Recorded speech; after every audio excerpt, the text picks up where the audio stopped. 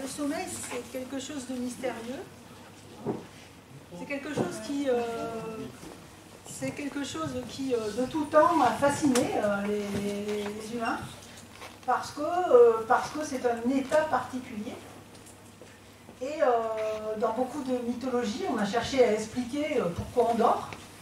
Hein, il y en a qui pensaient qu'il y avait un dieu du sommeil qui venait endormir les gens. Et puis on pensait aussi que cet état, qui est un état qu'on peut constater, il se passe des choses. Hein, on rêve, voilà, on bouge, etc. Ça pouvait être quelque chose qui donnait un accès à d'autres plans d'existence. Et donc, par exemple, les aborigènes d'Australie pensent que la création du monde s'est faite par le rêve des anciens. Voilà. Alors, c'est quelque chose qu'on connaît comme quelque chose qui est une fonction essentielle, hein, c'est-à-dire qu'on ne peut pas vivre sans dormir. Les troubles du sommeil, c'est extrêmement fréquent, les plaintes de manque de sommeil, de mauvais sommeil. Et dans notre société, on répond souvent à ça avec des médicaments, et c'est un problème de santé publique, parce que les médicaments, entre guillemets, somnifères, qui n'ont rien de physiologique sur le sommeil, sont les médicaments qui sont les plus vendus. Et il y a des accoutumances, il y a des effets secondaires sur la mémoire, sur l'éveil. Et c'est vraiment un problème de santé publique, dans lequel ce que j'appelle moi la médecine intégrative, c'est-à-dire en fait les approches non médicamenteuses, ont toute leur place et sont très importantes. Et donc le shiatsu a toute sa place dans le panel de choses qu'on va pouvoir proposer aux gens. Le système neurovégétatif est très impliqué dans le sommeil, et on sait très bien que le shiatsu est une façon d'aborder les troubles du système neurovégétatif. Alors, le sommeil, comment ça se définit? Alors, le sommeil, ça se définit par deux choses. D'une part, une définition comportementale. Alors, pourquoi une définition comportementale? C'est parce qu'en fait, ça permet d'étudier le sommeil chez d'autres êtres vivants que les humains. Alors, on sait depuis longtemps que les mammifères dorment tous. Si vous regardez votre chat, vous verrez qu'il a des phases de sommeil les mêmes que nous. Hein. Voilà.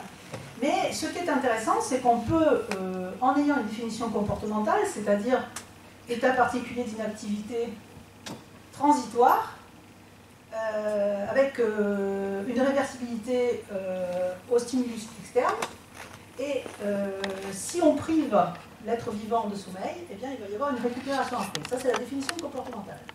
Elle s'applique aux souris, elle s'applique aux vers de terre. On a découvert récemment que même les vers de terre qui n'ont pas de système nerveux central ont des analogues de sommeil. Alors, c'est pas les mêmes que les nôtres, hein. Les vers de terre ne rêvent pas encore. Hein. Et puis, on s'est rendu compte récemment que des méduses, donc, qui sont apparues sur Terre il y a plus de 500 millions d'années, ont des équivalents de sommeil. Les oiseaux dorment. Vous avez jamais posé la question de comment il fait un albatros au-dessus de l'océan? Et les dauphins dorment, et les poissons dorment. Alors pas du tout comme nous avec l'ensemble des deux hémisphères, mais par exemple un dauphin ça dort alternativement d'un hémisphère sur l'autre. Donc le sommeil c'est quelque chose de très important. Alors la deuxième définition, la deuxième partie de la définition du sommeil, c'est chez l'homme quelque chose de très spécifique.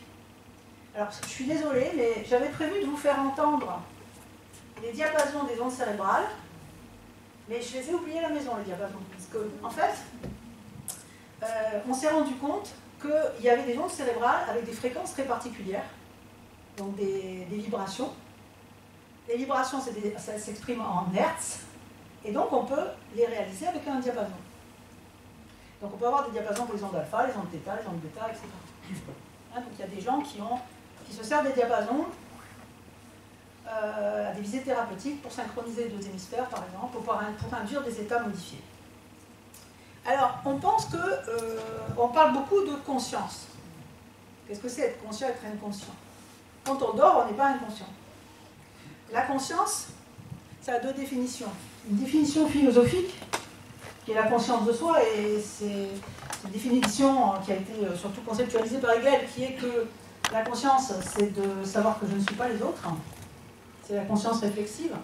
Et puis, c'est aussi de pouvoir réfléchir sur soi, de se prendre comme habitude de penser. Et puis, la conscience a une notion physiologique, C'est-à-dire que, médicalement parlant, la conscience, c'est pouvoir se réveiller, avoir conscience de soi et percevoir l'environnement. C'est comme ça qu'on distingue différents états et niveaux de conscience. Un certain nombre de personnes avec qui j'ai discuté dans le milieu du shiatsu disent qu'elles recherchent très souvent dans les séances que les gens soient dans des états modifiés de conscience. Enfin, des états, elles ont l'impression qu'elles n'ont pas réussi la séance si les gens n'ont pas les yeux fermés, s'ils sont complètement dans du lâcher, s'ils ne sont pas complètement dans du lâcher prise, etc. Ça n'a rien à voir avec le sommeil, les états de conscience.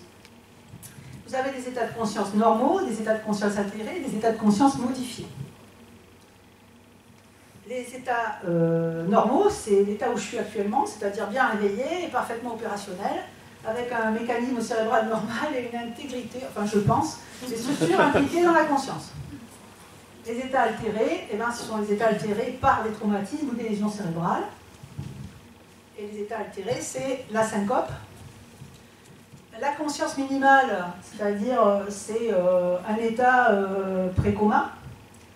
L'état végétatif, vous savez, ces grands traumatisés crâniens qui sont en état végétatif, ce sont des gens qui ne dorment pas, qui sont réveillés, mais qui n'ont aucune réaction, aucune perception de l'environnement extérieur. Et puis vous avez le coma.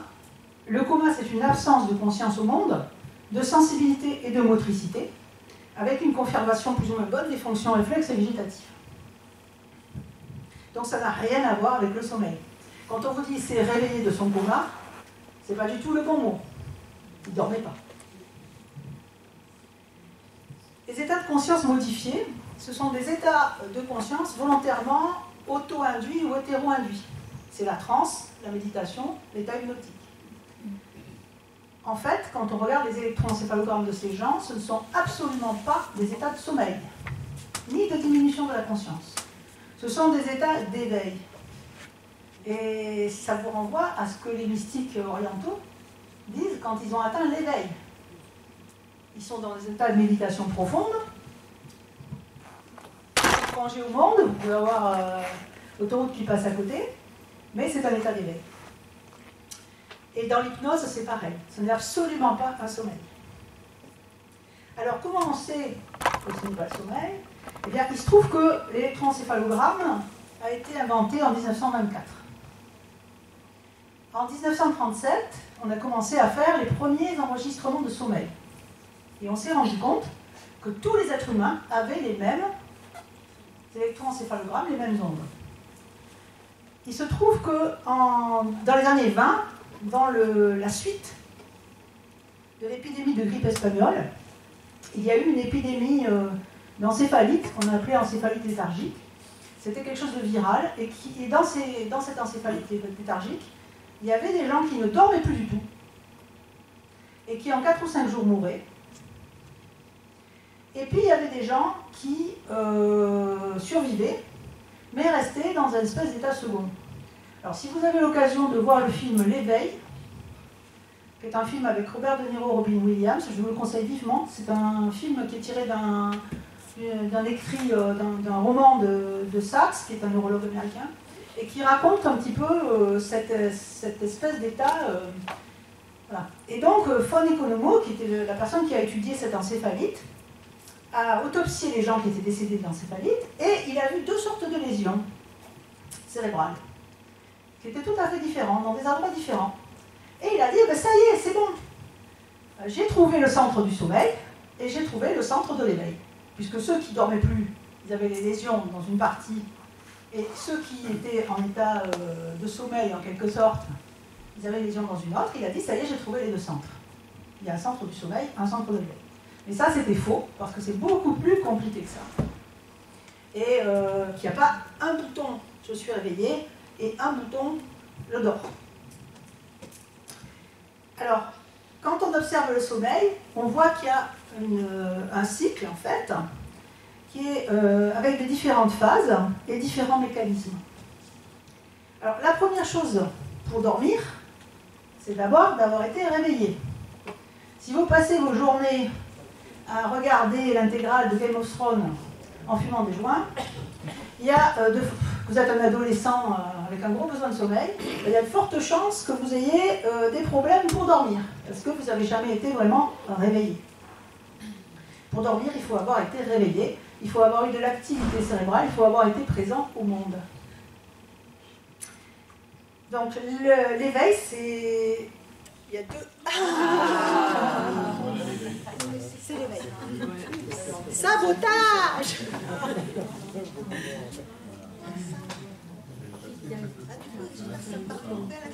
Ça a coupé quoi? Prononcer à l'intérieur?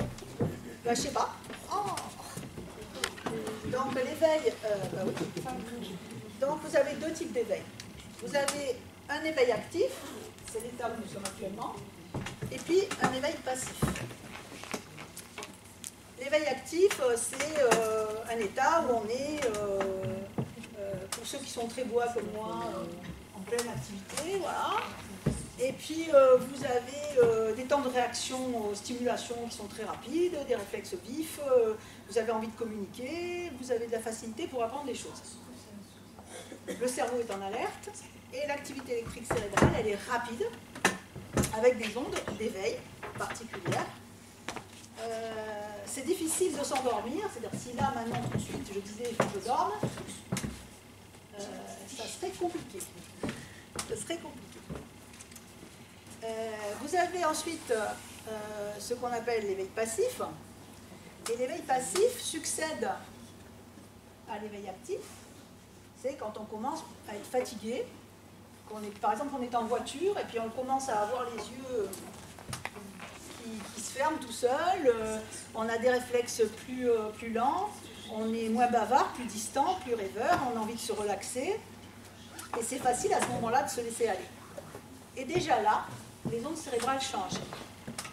Et cet état de veille relaxé, ça s'est éteint. Il n'y a pas un bouton Marshall. Et cet état de veille relaxé, c'est la préparation. C'est la préparation au sommeil. C'est la préparation au sommeil. Si vous êtes très très bien réveillé, il va vous falloir un temps de calme. C'est pareil pour un enfant. C'est pareil pour votre chien. Si votre chien, vous faites jouer votre chiot à fond les ballons, il va avoir beaucoup plus de balles à aller dans son panier. L'endormissement, c'est un processus naturel. Normalement, on devrait le suivre. C'est-à-dire que quand on s'assommeille, on devrait aller se coucher. Enfin, se coucher ou dormir, enfin voilà. Hein? Si on résiste au sommeil, et pour des raisons diverses et variées, c'est ce que nous faisons très souvent, parce qu'on a autre chose à faire, parce qu'on veut finir, parce qu'il y a ci, il y a ça. Si on résiste au sommeil, eh bien l'envie de dormir, elle va passer physiologiquement au bout d'environ un quart d'heure, 20 minutes, et elle ne reviendra que 2 heures après, en moyenne. Si vous avez passé votre tour, il faudra attendre le tour d'après. Et donc ça, c'est quelque chose que les gens expérimentent. Il faudrait aller dormir, mais ils veulent faire ci ou regarder quelque chose à la télé, ou finir, voilà. Et après, ils ont des billes comme ça, et il faut attendre d'être de nouveau fatigué. Si on suit ces indicateurs, c'est-à-dire si on dit maintenant c'est l'heure, il faut que j'aille me coucher, on va très facilement se relaxer, prendre une posture qui permet un relâchement musculaire optimal. Alors ça peut être sur le côté, sur le dos ou à plat ventre. À l'état physiologique, ça dépend de la température ambiante. Ça peut être en boule, chien de fusil au froid, allongé au chaud. Et ces variations, elles sont le signe qu'en fait, pour dormir, il faut qu'il y ait une régulation de la température. C'est-à-dire que la régulation de la température corporelle participe de l'endormissement. Si vous avez une chambre surchauffée, ça va poser problème. Si vous avez trop froid, ça va poser problème.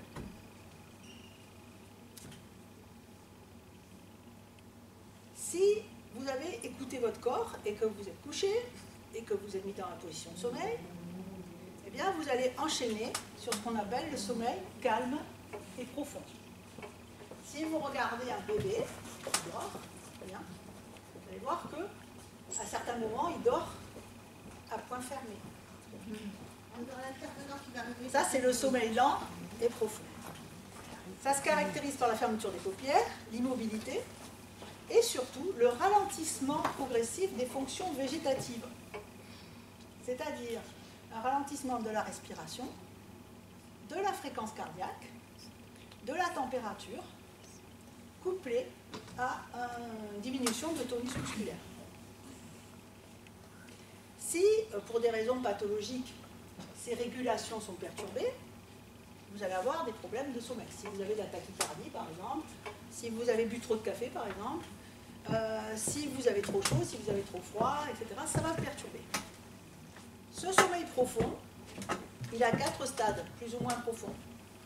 Quand vous commencez à vous endormir, quelquefois, bon, par exemple, vous êtes en train d'écouter quelque chose, moi ça m'arrive très fréquemment, j'écoute des podcasts de radio, eh bien je vais les entendre pendant un certain temps, même si je suis entre deux eaux, et puis après, je ne les entendrai plus parce qu'en fait je me suis endormie. Donc ce sommeil lent, au début, il n'est pas très profond, et après, petit à petit, il va s'approfondir, et on va dormir, entre guillemets, à point fermé. Ce sommeil lent, calme et profond, où il n'y a aucun mouvement, il dure environ 60 à 75 minutes. C'est une phase essentielle biologiquement, parce que c'est pendant le sommeil profond que sont sécrétées certaines hormones. L'hormone de croissance notamment, et la prolactine, mais aussi différents neuromédiateurs. C'est très important si vous n'avez pas ce sommeil-là. Par exemple, dans une fratrie, si vous avez un enfant qui a des gros troubles du sommeil, il a une forte probabilité d'être beaucoup plus petit que ceux qui n'ont pas de troubles du sommeil. Parce que c'est pendant, les anciens disaient c'est pendant la nuit qu'on grandit, mais c'est pas faux. Le sommeil paradoxal succède toujours au sommeil calme et profond. Alors, des fois on va dire je me suis endormi, j'ai rêvé. Non, c'est pas comme ça. On a d'abord une phase de sommeil calme et profond, mais qui ne nous a pas marqué, et on se réveille à un moment où on était en sommeil paradoxal.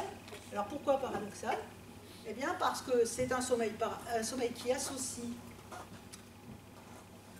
des signes de sommeil, c'est-à-dire une atonie musculaire, la nécessité de fortes stimulations pour être réveillé, et en même temps des signes d'éveil.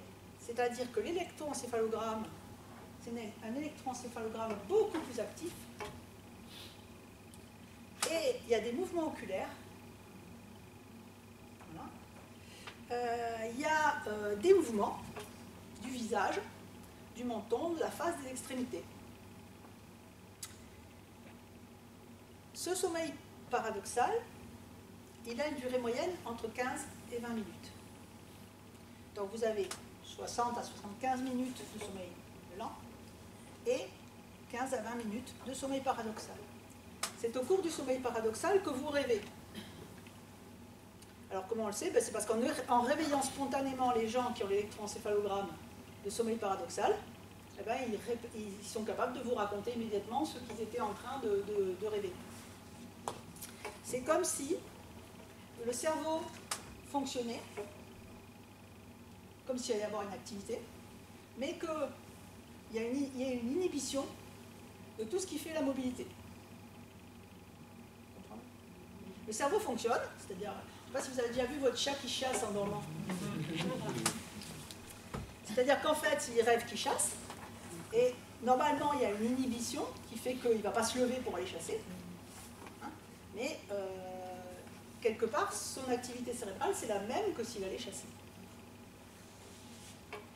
Alors, je suis navrée, mais du coup, les schémas, en fait,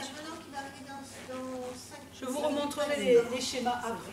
Parce qu'en fait, ce qui est intéressant de voir, c'est que les cycles se répètent. C'est-à-dire 60 à 75 minutes de sommeil lent, plus 25 minutes de sommeil paradoxal, un micro-réveil, c'est-à-dire juste le temps de se retourner, etc. On n'en a même pas conscience quand c'est normal. Et après, on repart sur un autre cycle. Sommeil lent, sommeil paradoxal. Vous allez avoir pendant une nuit, vous allez avoir plusieurs séquences comme ça, plusieurs phases qui vont se répéter. C'est ça qui va faire les grands et les petits dormeurs. C'est-à-dire que si vous avez quelqu'un qui fait que 4 phases par nuit à 80 minutes, ou quelqu'un qui fait 6 phases par nuit à 100 minutes, vous n'allez pas avoir le même temps de sommeil. Alors, si vous vous réveillez en ayant fait une phase complète, vous êtes pas mal. Parce qu'en fait, vous avez fait... alors, physiologiquement, c'est court, mais vous vous réveillez avant que le réveil sonne. Et là, vous êtes frais et dispo. Si vous êtes réveillé par le réveil au milieu des phases, vous allez être un peu... vous allez chercher le réveil pour l'éteindre, etc. Et puis si vous ne vous levez pas, vous allez vous endormir. Donc ces phases sont des phases physiologiques en fait de régénérescence à la fois cérébrale et corporelle. Elles sont indispensables à la vie. Pendant le sommeil lent, il y a une récupération physique de tous les organes. Il y a une mise au repos du système cardiovasculaire. Il y a un repos des fonctions cognitives, c'est-à-dire que vous reposez votre cerveau. Il y a une conservation énergétique, c'est-à-dire que pendant le sommeil lent, vous allez stocker.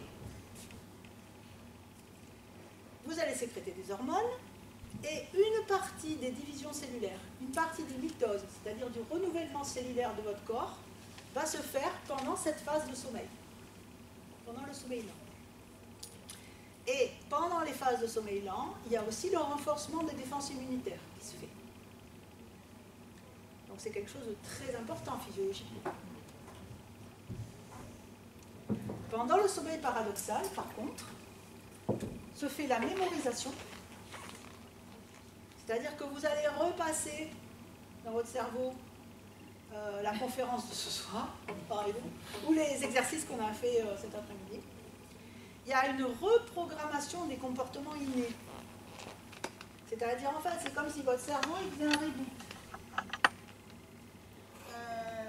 Tout ce que vous faites, tout ce que vous avez appris est remis en circulation. Il y a une maturation du cerveau qui se fait pendant le sommeil paradoxal. Et ça a une énorme importance pour les enfants. C'est-à-dire que la maturation cérébrale se fait pendant ça. Et puis il y a tout un tas de choses de la vie psychique qui se travaillent pendant le sommeil paradoxal. C'est-à-dire comme si on assimilait un certain nombre de situations, d'émotions, de choses vécues dans la journée pendant le sommeil paradoxal.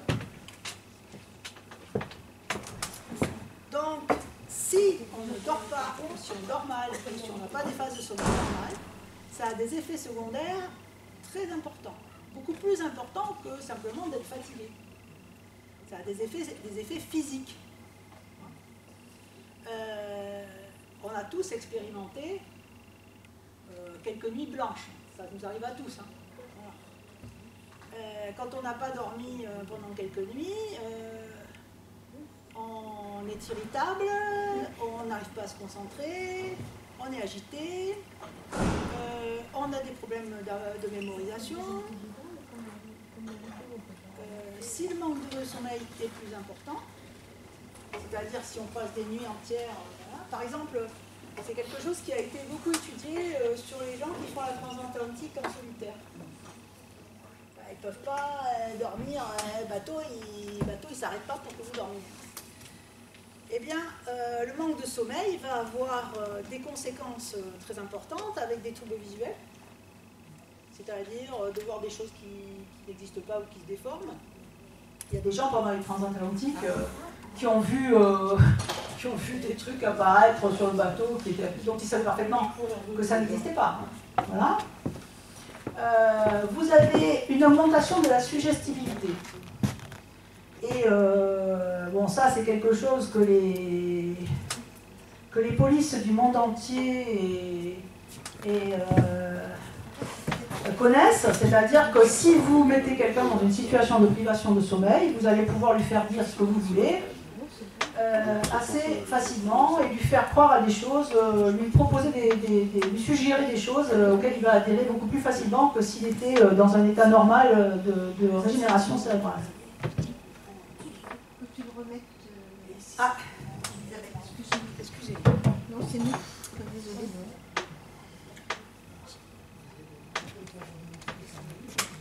Est-ce que ça vous convient ce que je raconte? Oui. Parce que des fois, moi, je suis tellement, ça m'intéresse tellement ces choses-là que des fois, je me dis peut-être que je vais. Alors, oui, je vous disais donc au moment où ça s'est arrêté, qu'il y avait un train du sommeil. C'est-à-dire que, en fait, alors ça, c'est des schémas qui sont extraits de bouquins. C'est des schémas qui sont extraits de bouquins sur le sommeil des enfants. Mais c'est assez mignon, mais ça montre bien qu'il y a des phases de sommeil qui se suivent et qu'en fait, on les répète.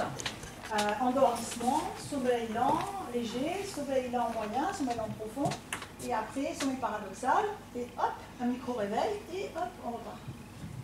Donc comme je vous le disais, une nuit c'est 4 à 6 trains de sommeil, de durée variable selon les gens. Alors pour en revenir au manque de sommeil, il faut savoir que certaines personnes résistent mieux que d'autres, mais que chez tout le monde, il y a des conséquences neuropsychologiques, et notamment quelque chose qui s'appelle l'amnésie du futur, c'est-à-dire la difficulté à se projeter dans le futur et à faire des projets, en fait une tendance à répéter les mêmes actions sans faire de la nouveauté, et une impossibilité à avoir les connaissances lointaines de ces actes. Par exemple, la personne qui a commis l'erreur lors de l'accident d'Apollo 13, c'est ça ? N'avait pas dormi, il avait dormi 2 heures dans les 4 jours qui avaient précédé le lancement de la fusée. Et quand on lui a dit, un des techniciens lui a dit il y a une fuite de gaz, mais une fuite de gaz. Il n'a pas du tout imaginé que ça pouvait exploser, quoi. Voilà. Donc c'est pour ça qu'il y a des réglementations sur les durées de sommeil. Par exemple, moi quand j'étais jeune médecin à l'hôpital, nous n'avions pas de limitation du temps de travail consécutif. C'est-à-dire qu'on pouvait très bien avoir travaillé samedi, dimanche, jour et nuit, et enchaîner sur une journée normale le lundi. Ça s'est arrêté, et maintenant, si vous travaillez en nuit profonde à 3h30 du matin, vous ne devez pas retravailler, vous ne devez pas faire de médecine avant, enfin il faut un repos de 11 heures après le travail en nuit profonde. C'est parce qu'en fait, c'est une source de mauvaises décisions. Et puis, le manque de sommeil entraîne des manifestations végétatives. Peut-être que ça vous est déjà arrivé, quand vous manquez de sommeil, que vous avez, par exemple, vous avez bringué et puis que vous avez enchaîné quand même sur une journée normale après, d'avoir des frissons, voilà, de vous sentir frileux. Et puis, ça peut aussi entraîner une hyperphagie. Donc, vous voyez quand même pas mal de troubles. Normalement, quand vous avez été privé de sommeil, après vous avez une récupération de la dette. C'est-à-dire, par exemple, ça c'est quelque chose qu'on voit souvent à l'hôpital, vous avez des gens, ils n'ont pas pu dormir parce qu'ils avaient trop mal ou qu'ils étaient trop inconfortables ou trop anxieux, et puis après ils vont dormir, mais 24 heures d'affilée, pour récupérer. Et en fait, c'est un fait constant chez tout le monde, on a besoin de le récupérer. Les troubles liés à la privation de sommeil disparaissent en quelques jours. Alors ça, c'est les grandes privations de sommeil, c'est-à-dire que vous n'avez pas dormi, c'est pénible. Par contre, si on est privé de 1 à 2 heures de sommeil toutes les nuits, eh bien, ça va finir par, sur le long terme, entraîner les mêmes troubles. Alors actuellement, il y a un gros problème avec les ados. C'est-à-dire que vous avez des ados qui se couchent très tard, alors soit parce qu'ils jouent en ligne, soit parce que voilà, ils sont sur leur téléphone jusqu'à 3h du matin. Après, le réveil sonne pour aller au bahut. Et quand on est ado, normalement, on a besoin de beaucoup de sommeil. Et donc, on finit par avoir des ados qui sont irritables, qui ont des instabilités psychomotrices, et des troubles attentionnels, et parfois même de l'échec scolaire. Et on constate que ces ados vont beaucoup mieux pendant les vacances quand ils dorment jusqu'à 11 h du matin.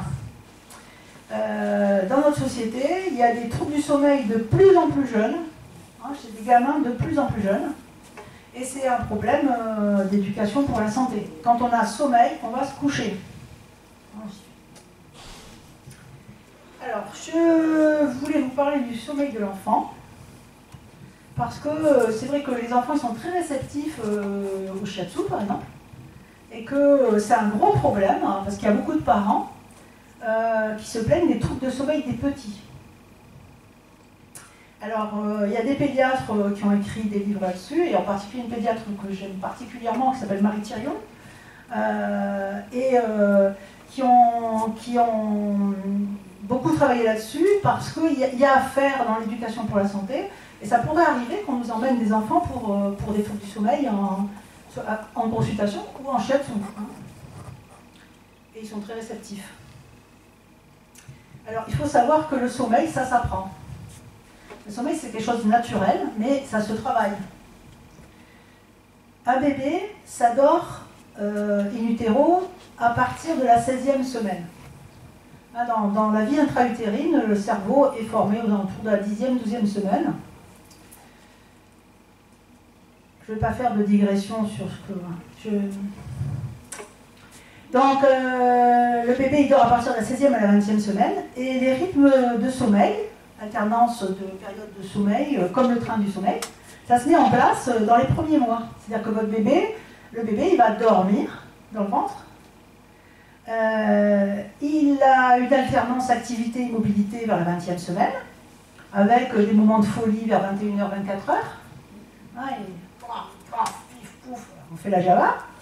Alors on va vous dire, mais comment il sait que c'est 21 h, 24 h? Eh bien en fait parce qu'il ne voit pas la lumière du jour, mais il y a des donneurs de temps, des marqueurs de temps, qui sont l'activité de la mère, le sommeil de la mère, ses hormones, et son alimentation, et en particulier sa glycémie. Donc en fait il a déjà un rythme dans la journée. Vers la 28e semaine de vie intra-utérine, il a le sommeil paradoxal. Et le sommeil lent profond vers la 30e semaine. Le nourrisson, son rythme veille-sommeil va dépendre de sa maturation cérébrale. Donc un prématuré, forcément, ça a un sommeil perturbé, parce qu'en fait, c'est un enfant qui a une dette de vie intra-utérine. Hein. Voilà. Entre la naissance et l'âge de 2 mois, le bébé a un rythme de veille-sommeil qui est à peu près de 3-4 heures. Il alterne alimentation, veille, sommeil. Et ces périodes sont rythmées par, bien sûr, les tétés, les bains, les changes, etc. Il a des phases d'éveil calme. Et puis, il a des phases d'éveil agitées. Voilà. Et puis, ça va vous faire hurler. Hein. En fait, la maturation va se faire dans les 4 premiers mois. Le sommeil, il évolue très vite. Et il y a une période de transition absolue entre... Alors c'est 1 à 6 mois, 1 à 4 mois, période de transition absolue entre le sommeil du bébé et celui de l'adulte. C'est-à-dire que normalement, le sommeil, avec ses phases et ses trains, il est acquis à 6 mois. La maturation électroencéphalographique se fait dans ces 6 mois. C'est-à-dire qu'à 6 mois, on doit avoir un électroencéphalogramme de sommeil identique à celui de papa et maman. Si, pendant cette période,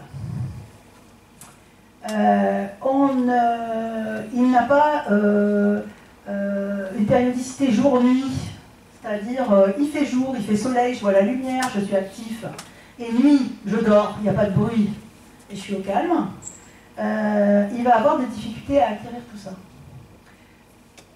À l'état normal, à la fin du premier mois, un bébé, normalement, ça dort 6 heures consécutives à l'état de nature. Il y a de moins en moins d'éveil journalier, d'éveil nocturne, et normalement il est capable d'un sommeil de 9 heures d'affilée vers l'âge de 3 mois, et de 12 heures entre 6 mois et 1 an. Et le problème, c'est que si le sommeil n'est pas acquis avec ses phases normales et ses périodes d'éveil et de sommeil lent et paradoxal, etc., eh bien, on risque d'avoir un adulte insomniaque. Donc, cette période est cruciale. Il y a tout un message à faire passer. Cette période est cruciale dans l'évolution d'un bébé. Le sommeil est acquis en théorie, physiologiquement, à l'état de 6 mois. Après, comme disait Marie Thirion, il y a des pauvres malheureux, s'ils ne dorment pas à point fermé à 6 mois, après ils sont partis pour des nuits blanches jusqu'à... Donc c'est une étape difficile. Donc dans ces périodes-là, il faut éviter les manques de sommeil, les réveils intempestifs des bébés. Un bébé qui dort, c'est un bébé qui n'a besoin de rien. Il ne faut pas les perturber dans les horaires, il ne faut pas les emmener voyager, faire des décalages horaires. Et voilà, parce qu'après, il y a des adultes qui sont insomniaques depuis l'enfance. Moi, j'ai une sœur qui n'a jamais dormi, normalement. C'est-à-dire que bébé, ça a été à un stade où ma mère l'a donné à garder pour pouvoir dormir. Et elle a 61 ans et elle ne dort toujours pas. Donc il y a un message à faire passer sur le sommeil des enfants. Alors, comment ça se régule? L'alternance de la veille et du sommeil. Alors, il y a différents processus. Se réveiller, être bien réveillé, s'endormir, être bien endormi, alterner sommeil lent et paradoxal, et avoir un rythme sur la journée. Alors, c'est un schéma, on va aller directement au schéma. Oui, qu'est-ce que j'ai fait?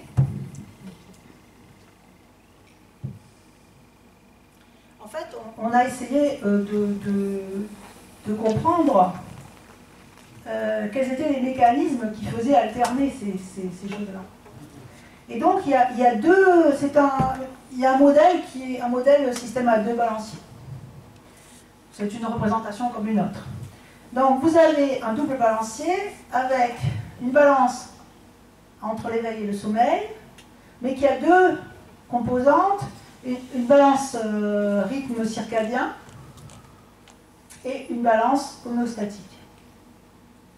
Alors le processus circadien qui est représenté sur le schéma par la Terre, c'est le donneur de temps, c'est-à-dire que l'alternance jour-nuit, quand on est petit, va imprégner notre cerveau, et en particulier notre hypothalamus, et nous allons acquérir un rythme jour-nuit. Et puis, il y a un processus homéostatique qui est représenté sur le schéma par le chronomètre, qui est le balancier compteur de temps. C'est en quelque sorte l'alternance entre l'activité et le repos. À l'équilibre, l'alternance du sommeil et de la veille, ça résulte du déplacement synchronisé des 2 balanciers. Alors, c'est très complexe, parce que nous ne vivons pas à l'état de nature, que nous nous éclairons à la lumière artificielle, que nous avons des impératifs... voilà. Alors vous me direz, Néandertal dans sa grotte, il avait des impératifs aussi. Hein. C'est-à-dire que si vous avez la trouille toutes les 5 minutes que le tigre à dents de sabre vienne vous bouffer, vous n'avez peut-être pas le sommeil... voilà. Hein. Ceci dit, il y avait des gens qui montaient la garde pour qu'on puisse dormir tranquille. Vous savez, au Moyen-Âge, il y avait des guetteurs qui passaient dans les rues et puis qui disaient dormez, braves gens, tout est calme. Paradoxalement, dans notre société, on est en sécurité, quand même. Hein, on a des maisons, on a du chauffage, on a des portes et des fenêtres. Bon, après. Et en fait, on dort toujours aussi mal parce qu'en fait, on a toujours des insécurités. Alors, en fait, vous avez notre représentation, qui est aussi une représentation pression, sommeil, éveil. C'est une autre représentation. C'est-à-dire qu'en fait, vous allez avoir une espèce de balancier entre je suis bien éveillé, j'ai besoin de me régénérer, je me suis régénéré, je me réveille. Mais ça, c'est simpliste. Parce que c'est beaucoup plus compliqué. Mais ça peut être aussi une représentation. C'est-à-dire que vous avez une pression d'éveil et une pression de sommeil. Encore faut-il les respecter. Alors, vous avez des mécanismes. J'arriverai à mettre le schéma. Voilà. Vous avez en fait des mécanismes qui sont analogues à, vous savez, les va-et-vient, les interrupteurs va-et-vient. Vous voyez ce que je veux dire? Vous avez un système, vous appuyez sur un bouton, ça va éclairer là, et ça va mais vous pouvez éteindre. Voilà. Donc en fait, ça fonctionne avec, il y a un mécanisme d'exécution, un déclencheur, qui est un mécanisme d'exécution de l'éveil. Alors il est important, parce que l'éveil, si vous êtes en train de dormir et qu'il y a quelque chose qui est à la maison, il y a intérêt à ce qu'il y ait une exécution de l'éveil, un interrupteur qui vous réveille. Donc ça, c'est un mécanisme d'exécution. Et puis, il y a des mécanismes d'inhibition. C'est-à-dire que vous avez des systèmes qui vont inhiber le sommeil et des systèmes qui vont inhiber l'éveil. Et ils sont sous la dépendance de centres neurologiques et de neuromédiateurs. Par exemple, vous voyez, vous avez dans les structures de l'éveil, vous voyez qu'il y a l'histamine, la sérotonine, qui est l'hormone de la relation avec l'autre, et de la sociabilité, l'acétylcholine, qui est le médiateur principal du système parasympathique. Vous avez la noradrénaline et l'adrénaline, qui sont les médiateurs du système orthosympathique. Vous avez les acides aminés essentiels, qui sont le glutamate et l'aspartate, et le GABA, qui est l'acide gamma-aminobutyrique. Ces substances elles proviennent du métabolisme des glucides et de l'alimentation, et elles sont produites alternativement par les centres qui vont inhiber ou qui vont exécuter l'éveil. Donc vous voyez, c'est très complexe. Et en fait, la nature a prévu un système qui est redondant. Et en particulier, un système d'éveil redondant. Parce que quand une fonction est vitale, elle est toujours surdimensionnée dans la nature. Vous avez, par exemple, vous avez 2 reins. Avec 30% de tissu rénal, vous continuez à vivre. Vous avez un foie très volumineux, avec 25% du tissu cellulaire hépatique, vous pouvez vivre. Les choses sont surdimensionnées. C'est pareil au niveau de l'éveil. On croyait qu'il y avait un centre de l'éveil, bien non, c'est beaucoup plus complexe que ça. Il y a plusieurs centres qui sont impliqués dans l'éveil, qui est en fait un réseau complexe, avec d'une part l'hypothalamus. Alors l'hypothalamus, c'est lui qui est imprégné par le jour et la nuit. Vous avez des neurones dans le thalamus qui libèrent des acides aminés excitateurs provenant de l'alimentation. Vous avez dans le téléencéphale des neurones cholinergiques qui vont réguler la partie neurovégétative. C'est-à-dire, le téléphone sonne, je me réveille, j'ai une giclée d'adrénaline, tachycardie, je saute de mon lit pour aller répondre au téléphone. C'est ces neurones-là. Et puis vous avez d'autres systèmes dans le tronc cérébral.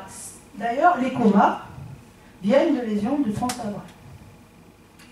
Donc tout ça, c'est redondant. Et en fait, l'éveil est activé d'une part par l'arrêt du sommeil, mais aussi par son système exécutif propre. Et ça explique beaucoup de troubles du sommeil. Par exemple, si vous êtes somnambule, ça veut dire que vous avez une exécution de l'éveil, mais que vous n'avez pas inhibé le sommeil. Vous comprenez? Vous êtes à la fois endormi et éveillé. Ce qui est une situation totalement pathologique. Parce que c'est ou l'un ou l'autre normalement. Il doit y avoir l'interrupteur. Je ne me rappelais plus qu'il y avait Dune là-haut. Vous savez pourquoi? Parce que dans le livre de Frank Herbert, il y a beaucoup de citations sur le rêve. Et là, il y a en particulier le dormeur doit se réveiller. Le personnage, le prophète de Dune, il doit se réveiller. Alors, le tronc cérébral, c'est-à-dire les structures vraiment basiques du tronc cérébral, qui sont les fonctions les plus basiques de la vie, en fait, on pensait qu'elles étaient, au départ, que c'était là qu'étaient les centres d'éveil. En fait, on parle beaucoup du locus ceruleus dans le pont du cerveau. On pensait même que c'était fondamental, mais c'est pas si important que ça. En fait, c'est l'ensemble qui est important. Il y a une structure qu'on appelle système réticulé ascendant activateur qui a une importance dans certains fonctionnements d'éveil.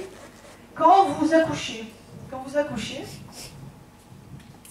et que vous avez votre sécrétion d'ocytocine qui prépare la lactation, vous avez une imprégnation de votre réticulé mésencéphalique, du système activateur ascendant, voilà, par l'hormone de la lactation, enfin de la production de lait. Et c'est pour ça que vous entendez des choses que les hommes n'entendent pas, mesdames. C'est parce que votre réticulé mésencéphalique a été imprégné par l'ocytocine et qu'il y a une modification de votre système d'éveil et une augmentation de la perception, même pendant le sommeil lent, profond, etc. Et que vous entendez, vous dites, ah, le petit, il a...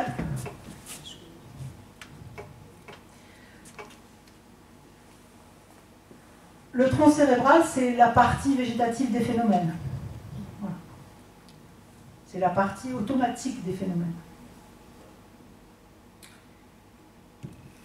Vous savez, on dit qui dort dîne. Le passage du sommeil lent au sommeil paradoxal, il fonctionne avec une inhibition. C'est-à-dire que vous avez fini votre sommeil lent, il y a une inhibition du sommeil lent, vous passez à votre sommeil paradoxal. Mais ça, c'est sous dépendance métabolique. C'est-à-dire que pendant que vous êtes en sommeil lent paradoxal, en sommeil lent profond, pardon, vous faites des économies d'énergie. Vous stockez du glucose, vous stockez des protéines. Si vous avez, par contre, quand vous passez en sommeil paradoxal, vous allez consommer. Vous allez consommer de l'oxygène, vous allez consommer du glucose. Si vous n'avez pas assez mangé, ou si vous avez des troubles métaboliques, ça va empêcher la normalité de votre sommeil paradoxal. D'accord? Si vous avez des apnées du sommeil, et que donc vous avez des hypoxies, c'est un manque d'oxygène, eh bien vous allez avoir pareil, des anomalies du sommeil paradoxal.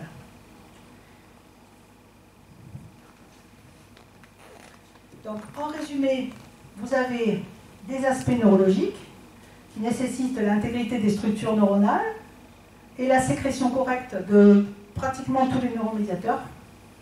Vous avez des aspects neurovégétatifs concernant le rythme respiratoire, le rythme cardiaque, la température corporelle, avec implication des systèmes ortho et parasympathiques et de leurs neuromédiateurs.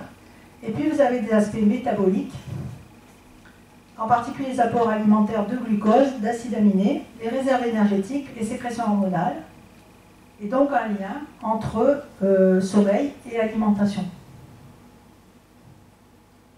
Ça aussi, c'est quelque chose, par exemple, si vous avez quelqu'un qui a des gros déséquilibres métaboliques, des gros problèmes de rate, par exemple, du point de vue énergétique, ben, vous allez avoir des troubles, ça peut impacter des troubles du sommeil. La rate peut être impliquée. Alors, vous allez me dire, c'est quoi bien dormir? Alors, les critères d'un sommeil de qualité, c'est-à-dire résultat statistique, c'est dormir plus de temps au lit, parce qu'il y a des gens qui dorment sur le canapé, il y a des gens qui dorment, assis au bureau, il y a des gens, hein, Donc, essayer de dormir, c'est dormir 85% du temps total au lit et allongé. C'est s'endormir en moins de 30 minutes. C'est ne pas se réveiller plus d'une fois par nuit. Et les réveils entre les phases, moins de 20 minutes. Alors, quand on vieillit, plus les réveils entre les phases sont longs. Donc vous allez avoir beaucoup de personnes qui vont vous dire j'ai pas fermé l'œil de la nuit, mais c'est parce qu'en fait elles ont fait une première phase d'à peu près 90 minutes, elles se sont réveillées et elles vont mettre 1 heure à se rendormir. Ou le monsieur qui a un problème de prostate, qui va être obligé de se lever pour aller vider sa vessie, et qui va mettre après 2 heures pour se rendormir. Donc vous voyez que les critères de bon sommeil, on ne les a pas tous. Hein. Moi je ne m'endors jamais en moins de 30 minutes. Ou alors il faut que je me fasse tout un truc. C'est pas compter les moutons, c'est compter à l'envers en partant de 1000.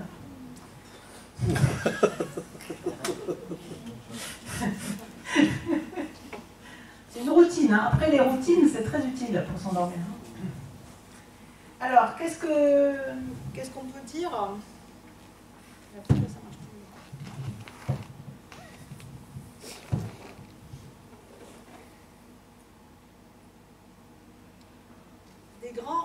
Des grands et des petits dormeurs. Alors en fait, il y a des familles de petits, moyens et grands dormeurs. La plupart des familles sont des hybrides avec un parent petit dormeur et l'autre grand dormeur. Et il faut savoir que le sommeil, ça suit les lois de la génétique. C'est-à-dire que si vous avez des parents qui ne dorment pas, c'est à un tel point que si on observe les jumeaux, les vrais jumeaux, eh bien, ils ont la même durée de cycle, la même durée de phase de sommeil, et la ressemblance entre les deux va jusqu'au nombre de mouvements oculaires pendant le sommeil paradoxal. Donc c'est génétiquement déterminé. La tendance à dormir plus ou moins, à être du soir ou du matin, elle est héritée comme la taille ou la couleur des cheveux. Alors, l'influence de l'environnement, bien entendu, de l'éducation, ça va moduler cette hérédité. Chaque personne a un sommeil particulier. C'est donc à chacun de savoir de quoi il a besoin pour être en pleine forme. Parce que si vous êtes un petit dormeur, dont je fais partie, bah, vous pouvez très bien dormir 5 heures et être en pleine santé. Après, vous avez des gens qui ont besoin de 8 heures, et vous avez des gens... Voilà. Chaque personne est différente.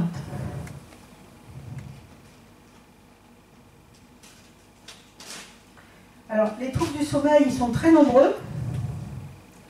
Et on pourrait parler pendant des heures de chaque trouble du sommeil. Alors, vous avez des insomnies de différents types. Vous avez des insomnies d'endormissement, c'est-à-dire je suis dans le lit et voilà, il ne se passe rien, quoi. Et moins il se passe de choses et plus je m'énerve, et moins je dors. Voilà. Vous avez des insomnies de réveil précoce, c'est-à-dire en fait des gens qui vont se réveiller à 3h du matin avec des vies comme ça. Vous avez des parasomnies. Alors les parasomnies, je vais vous expliquer ce que c'est. Les apnées du sommeil, qui sont quelque chose d'extrêmement fréquent dans notre société. Le syndrome des jambes sans repos. Et puis vous avez l'inverse, c'est-à-dire l'hypersomnie et la narcolepsie. Alors l'insomnie, ça correspond à un sommeil perçu comme difficile, insuffisant, non récupérateur, et qui est associé à de la fatigue, de la somnolence, des troubles de la mémoire ou de l'humeur. Alors actuellement, il y a à peu près 30% de la population qui dort mal, et à peu près 10% des adultes qui prennent des médicaments. Donc c'est quand même assez important. Vous avez différents types d'insomnie. Des insomnies aiguës, c'est-à-dire par exemple, j'ai un énorme problème en ce moment, je ne suis pas bien, je ne vais pas dormir pendant... Voilà. Et puis vous avez des insomnies chroniques. Vous avez des insomnies primaires, c'est-à-dire des insomnies, ce que je vous disais tout à l'heure, c'est-à-dire des gens qui ne dorment pas depuis qu'ils sont enfants. Vous avez des insomnies secondaires, c'est-à-dire que ce sont des insomnies qui sont secondaires à une autre maladie. Voilà. L'insomnie secondaire, c'est quelque chose qui est rencontré dans de nombreuses pathologies médicales, psychiatriques et neurologiques. Elle peut être secondaire à des facteurs non spécifiques comme les douleurs, la fièvre, les difficultés respiratoires et la prise de certains médicaments, parce qu'il y a des médicaments qui empêchent les gens de dormir. C'est différent d'une personne à l'autre et d'une période à l'autre. C'est bien évident que chaque fois qu'on est stressé, qu'on a des problèmes hormonaux, je veux dire quand vous êtes ménopausé et que toutes les nuits vous avez l'impression qu'on met le feu sous le lit tellement vous avez chaud, voilà, c'est hormonal. Vous changez, vous déménagez, il y a une détérioration de votre hygiène de vie, vous avez 3 heures de trajet matin et soir pour aller travailler, parce que vous habitez à Orléans et que vous travaillez à la Défense. Je dis ça parce que je connais des gens qui travaillent à la Défense et qui habitent à Orléans. Ah, c'est un choix de vie.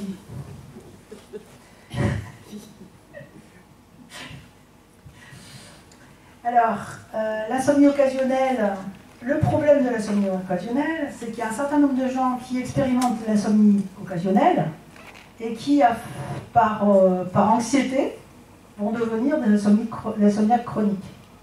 C'est-à-dire que l'expérience du durée de sommeil abrégée, du délai d'endormissement, consécutive à des facteurs de stress, normalement, si c'est quelque chose d'aigu, ça peut régresser. Mais il y a un certain nombre de gens qui vont basculer de l'aigu dans le chronique. Donc ça, c'est un petit schéma sur les facteurs précipitants, et c'est tous les changements de vie, tout ce qui peut nous stresser, voilà. Et bien entendu, ça survient sur des gens qui ont des facteurs prédisposants. Avec une composante d'anxiété, d'émotivité, de rumination, voilà.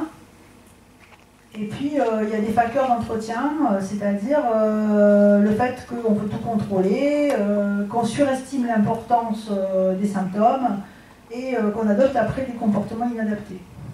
Et puis, dans notre société, il y a aussi le fait que vous allez dire, oh là là, ça fait une semaine que je ne dors pas, et on va vous proposer un hypnotique qui va bousiller complètement la physiologie de votre sommeil, et il n'y a rien de mieux que de prendre des somnifères pour devenir insomniaque chronique.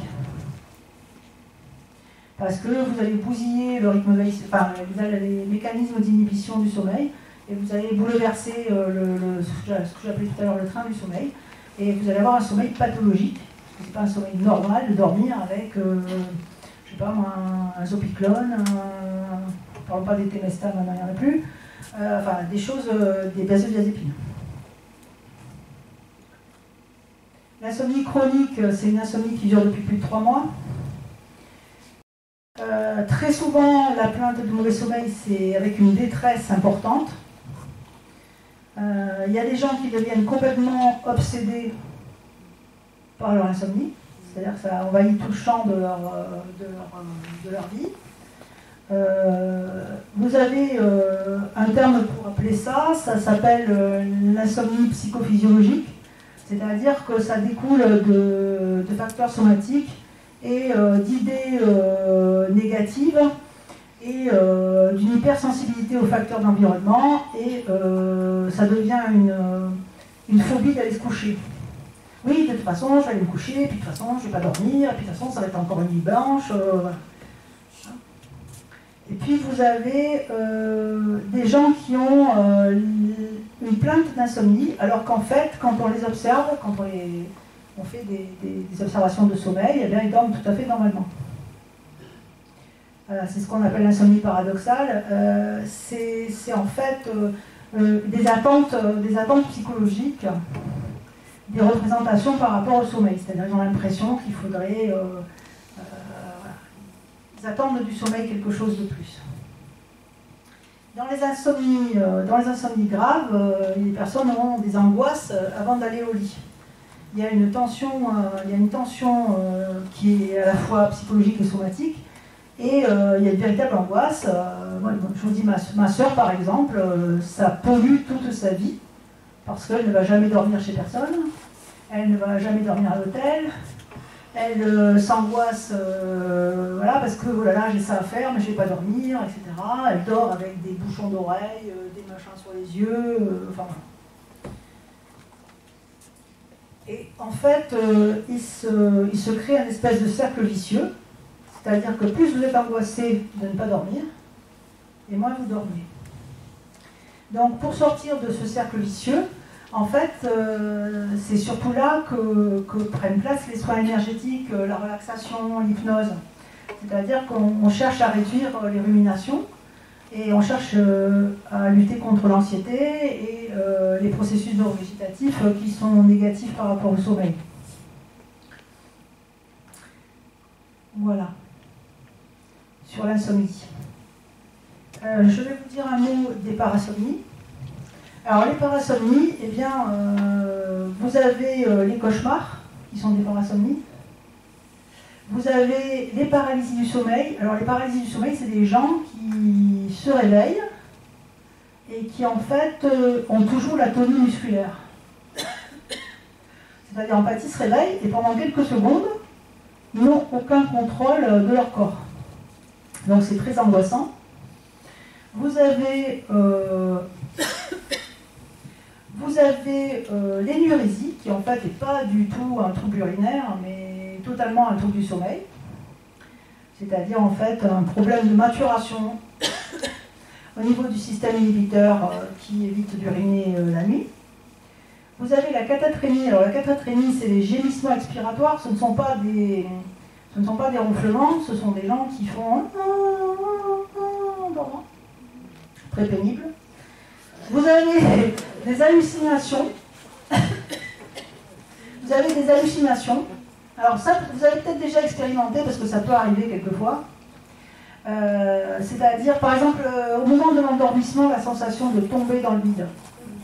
Voilà, ça c'est une hallucination, elle n'existe pas, c'est une hallucination hypnagogique.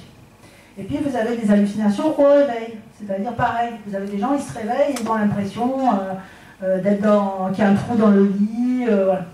Hein, ce sont des troubles du sommeil. Vous avez des gens qui ont des troubles alimentaires pendant le sommeil, enfin pendant la nuit. C'est-à-dire que vous avez des gens qui mangent la nuit, c'est-à-dire qu'ils se lèvent pour manger. Il y en a qui se lèvent pour aller vider leur vessie parce qu'ils ont la prostate augmentée, mais il y en a qui se lèvent pour manger. Alors parce qu'ils ont des besoins particuliers pour redormir.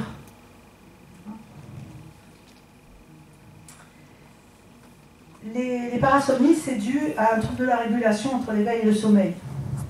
Ce sont en fait des maladies de l'éveil. C'est-à-dire qu'il n'y a pas l'inhibition du sommeil qui se fait, il n'y a pas l'inhibition des processus, et en fait, après, il y a le stress et l'anxiété qui se rajoutent dessus. Et ça concourt à des insomnies.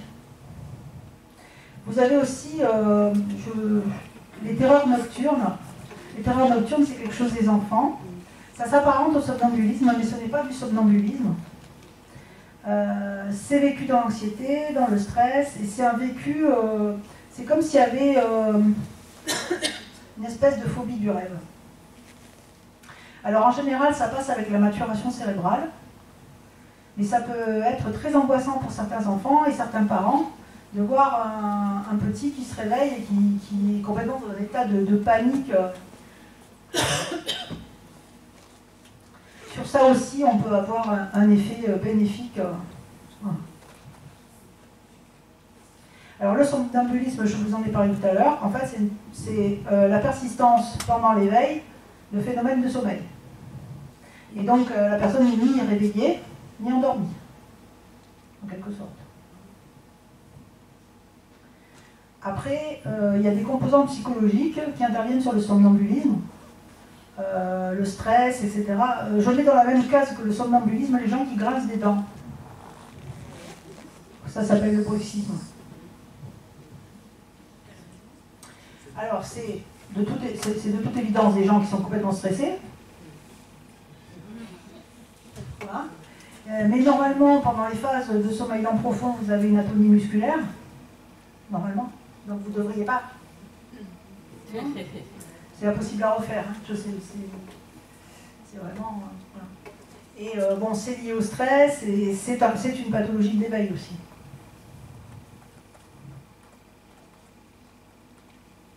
Ça, c'est affreux.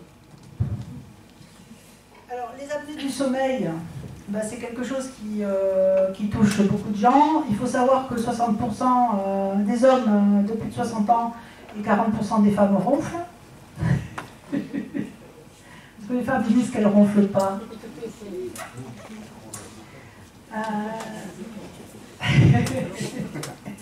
Et les apnées, ça touche 4% des hommes ronfleurs et 2% des femmes ronfleuses. C'est un arrêt respiratoire hein, pendant au moins 10 secondes, avec baisse de la saturation en oxygène, et parfois un bref réveil, parce que quand vous êtes vraiment bas en oxygène, la répétition des apnées et la profondeur du manque d'oxygène, ça peut être diagnostiqué par des examens de sommeil, c'est-à-dire on enregistre le sommeil, on enregistre le rythme cardiaque, on enregistre la saturation en oxygène. Si vous répétez, vous avez des personnes qui font 200 apnées dans la nuit. Le syndrome des apnées du sommeil, outre le fait que les gens sont très fatigués, qu'ils n'ont pas dormi parce que le manque d'oxygène perturbe les phases de sommeil, c'est un facteur de décompensation cardiovasculaire et respiratoire. C'est favorisé par l'obésité et les troubles métaboliques. Alors maintenant, il y a des traitements, bon, c'est des traitements mécaniques, donc les gens ne sont pas très heureux avec la gouttière qui leur regarde les mandibules comme ça, ou l'appareil qui leur impose une pression positive, c'est pas... Le syndrome des jambes sans repos, c'est une pathologie neurologique.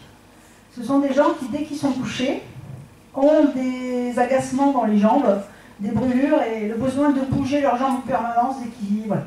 Et c'est très très énervant et c'est très angoissant. Il y a des gens qui justement ont la phobie d'aller se coucher à cause de ça. Ça peut être isolé, c'est-à-dire que ça peut être comme ça, sans aucune autre maladie, mais ça peut être aussi lié au début de pathologies neurologiques dégénératives, maladie de Parkinson. On est un peu démunis par rapport à ce genre de choses, par rapport au traitement. Par contre, je pense que si les gens apprennent à réguler, qu'on agit sur les facteurs neurovégétatifs, qu'on renforce, en particulier ce qui sous-tend ça, c'est-à-dire investit, on peut aider ces gens. Alors les hypersomnies, eh bien, c'est des maladies neurologiques. Alors, comme je vous disais, si vous êtes privé de sommeil, vous allez récupérer votre dette. Mais ce n'est pas une hypersomnie. Quelqu'un qui a fait 200 apnées pendant la nuit, c'est sûr que le lendemain, qu'il va avoir tendance à avoir sommeil souvent. Ceci dit, comme dès qu'il s'endort même à la sieste, il fait des apnées, le sommeil n'est pas réparateur. Mais il existe des maladies neurologiques, elles ne sont pas très fréquentes fort heureusement, où il y a un problème d'inhibition du sommeil et d'activation de l'éveil. Et donc vous avez des gens qui peuvent être, par exemple, comme je suis là en train de vous parler, et puis qui d'un coup vont s'endormir. Donc c'est une maladie qui touche à peu près 3 personnes sur 10 000 chez les jeunes. Et en fait, ce sont des personnes qui ont besoin de dormir la journée, des besoins de sommeil impératifs, c'est-à-dire que on ne discute pas.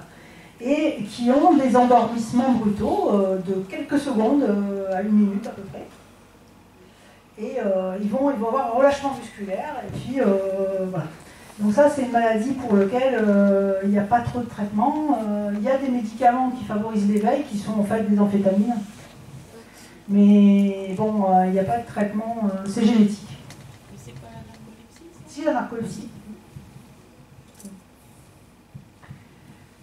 Et c'est aussi une pathologie du sommeil et de l'éveil. Voilà. Donc ça, c'est les principaux troubles du sommeil, sachant qu'en pratique courante, ce qui est le plus fréquemment représenté, c'est l'insomnie chronique. C'est l'angoisse d'endormissement. C'est les apnées et les impatiences. Voilà. Alors, si on en revient à l'énergétique dans tout ça, s'il y a bien une chose qui se prête à l'interprétation en médecine chinoise, c'est bien le sommeil.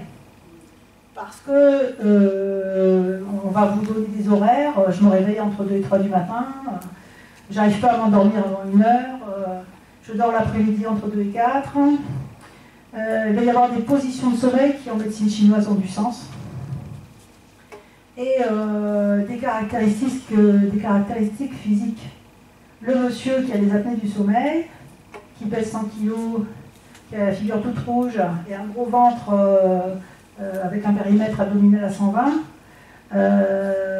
il va vous donner des indices. Et qui vous dit je ferme pas l'œil parce que j'ai des apnées sans arrêt. Il a un profil énergétique voilà, qui est assez parlant pour nous. Et on a dans la théorie énergétique des horaires pour voir un petit peu à quoi correspondent les troubles du sommeil. Et quand on regarde, on voit ceux qui préparent à l'endormissement. Et puis on voit ce qui se passe pendant la nuit. Et puis on voit que ceux qui se réveillent... alors, on a un problème. C'est qu'on n'est pas à l'heure solaire.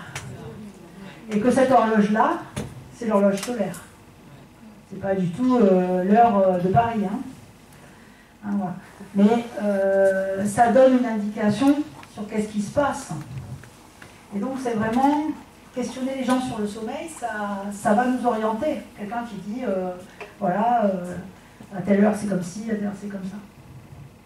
Et donc ça va nous renseigner sur l'ensemble. Ça peut nous renseigner sur d'autres dysfonctionnements. C'est une piste. Après, c'est pareil que les somnolences. C'est-à-dire que quelqu'un qui va vous dire « je suis bon à rien entre 2 et 4 », de l'après-midi bien sûr, pas entre 2 et 4 du matin. Voilà. Ce sont des renseignements qui sont importants, l'éveil et le sommeil, pour l'interprétation de ce que les gens nous racontent. En médecine chinoise, il y a toute une théorie sur qu'est-ce que c'est qui fait les troubles du sommeil. En résumé parce que les Chinois ils sont toujours très compliqués, et le vide, le plein, le machin, voilà, le vide de yin, le vide du cœur, de la VB, etc. C'est toujours très compliqué. En résumé, il n'y a pas de trouble du sommeil sans grand dysfonctionnement. C'est-à-dire que même la petite insomnie, elle est sous-tendue par des gros déséquilibres. Des grosses stagnations, des gros vides. Elle est assez, dirons-nous, énergétiquement caricaturale. Alors, ce qui est intéressant, par exemple, on va vous dire, se réveiller tôt, ça indique un vide du cœur et de la VB, par exemple. Mais c'est, à mon avis, plus complexe que ça, et ça donne des indications, mais je ne crois pas que ce soit la totalité du diagnostic. Ce qui est intéressant, c'est que les Chinois font des conclusions sur les positions de sommeil. Alors, je vous ai dit tout à l'heure que les positions de sommeil, elles étaient liées aussi à la régulation de la température. Donc, vous voyez que l'impossibilité de dormir sur le dos, c'est une situation de plénitude. Par exemple, si le gros monsieur qui fait des apnées, il ne dort pas sur le dos. Dormir sur le dos bras étendus, c'est pour évacuer la chaleur. Dormir sur le ventre, c'est un symptôme de vide. Dormir sur le côté, ça peut donner des renseignements sur la plénitude ou le vide d'un côté ou de l'autre. Alors, globalement, on peut retenir que le sommeil, c'est sous-tendu par le cœur et l'esprit, par le chêne, par le foie et la métérée, le hum, et par le rein et la volonté, le dze. Donc là, déjà, ça nous donne un petit peu une trame. Hein, c'est quand même très intéressant. Cette histoire de hum et de po. Alors vous savez, en médecine traditionnelle chinoise, il n'y a pas d'unicité. L'unicité, elle est psychotique, enfin c'est moi qui le dis, c'est la médecine occidentale qui le dit. Il n'y a pas d'unicité. Et il n'y a pas d'unicité de la matière et de l'esprit. Et donc, le cerveau chinois, il est comme le système de l'éveil et du sommeil, il est redondant. C'est-à-dire qu'en fait, vous avez non pas un cerveau et un esprit, mais une âme éthérée dont le siège est le foie, une âme corporelle dont le siège est le poumon, et l'esprit dont le siège est le cœur. Et l'interprétation énergétique chinoise, c'est qu'au cours de la nuit, les mouvements de l'âme sont intégrés dans cette interprétation du sommeil et du rêve. Et ça rend compte de ce que nous observons, et notamment la dissociation entre l'action rêvée et le mouvement qui l'accompagne, entre l'âme corporelle et l'âme éthérée. L'âme corporelle qui dort et l'âme éthérée qui voyage. Bon, on peut se le représenter comme ça. Alors, si vous lisez Machucha, je ne sais pas si vous avez déjà essayé, si vous voulez vous endormir, c'est ce qu'il faut faire, je pense. Voilà. Si vous avez déjà essayé. Alors moi, c'est vrai que moi je suis médecin, donc j'aurais tendance à lire les traités de médecine. Donc j'ai lu, mais bon, c'est bien pour s'endormir. Alors vous avez tout un tas de théories sur les déséquilibres, sur les plénitudes, en l'occurrence tout ce qui est foie, tout ce qui est cœur, les glaires et la chaleur, la stagnation du chi, etc. Bon, tout ça c'est beaucoup compliqué. Et je pense que si on se base sur ce que nous savons de l'horloge des organes, en se basant sur quand est-ce qu'on se réveille, quand est-ce qu'on s'endort, etc., et sur le diagnostic du hara, on sera bien plus efficace qu'en faisant les théories à la Machucha sur le vide du sang de cœur et de la rate, le vide de ligne du cœur, etc. Enfin, ça c'est mon opinion. Je ne crois pas que ce soit très opérationnel. Je crois que ce qu'il faut retenir, c'est plutôt ça, c'est que ce qui est toujours très souvent impliqué, c'est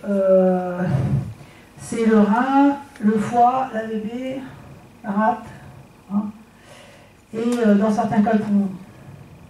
Alors vous avez des points, des tubos qui sont particulièrement impliqués dans les troubles du sommeil. En acupuncture, si vous avez quelqu'un qui a des troubles du sommeil, vous allez travailler sur des points, notamment VB40, B647, Doumaï 20, Renmaï 9, 4, 12. Hein. Mais ça ne suffit pas non plus. Si vous ne travaillez pas sur la vessie et sur le rein, vous n'aurez pas été suffisant.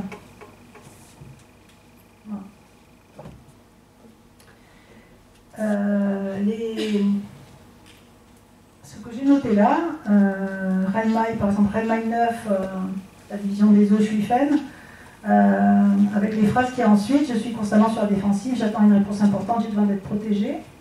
C'est des significations qui sont tirées d'un livre qui s'appelle Le corps point par point de Gérard Attias. Gérard Attias, c'est un médecin de la même faculté de médecine que moi, faculté de médecine de Marseille. Gérard Attias, c'est un acupuncteur, mais c'est aussi quelqu'un qui s'est beaucoup interrogé sur la signification des maladies. Il a écrit des livres qui s'appellent La maladie. Voilà. Et lui, il a travaillé sur la symbolique des points aussi, sur la connotation émotionnelle et psychologique des points.